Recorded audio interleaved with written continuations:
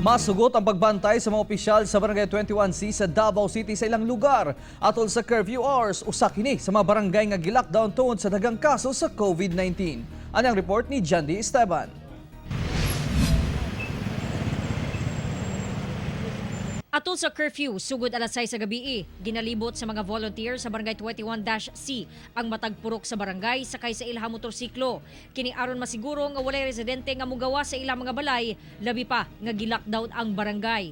Usa mangod kini sa mga populated areas nga dunay COVID-19 cases, diin posibleng paspas ang pagkatag sa kagaw.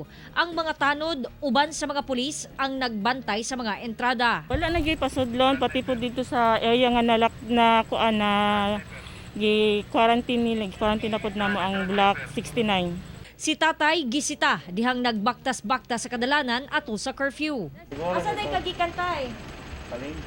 Nakay pwesto dito? Oo. Unsa giadto nimo dito? Laray mami. Bindor. Laray bindor. Yang anong gabi naman kaayo tay? Kay inspection pa ko, manilip ka man po.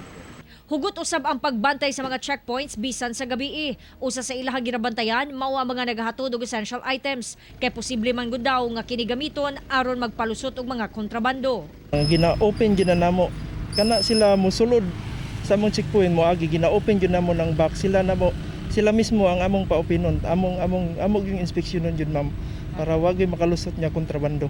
Pag-abot sa alas 6 sa gabi, wala na mga nagtikaw-tikaw sa kadalanan gawas lang sa mga sakyanan nga nagkarga og essential items. Nagpabilin ang kamingaw sa kadalanan sa Davao City ilabi na atol sa curfew hours. Nang hinaot ang otoridad nga magpadayon ang kooperasyon sa katawhan. Ilabi pa nga gi-extend ang enhanced community quarantine sa syudad hangtod May 15.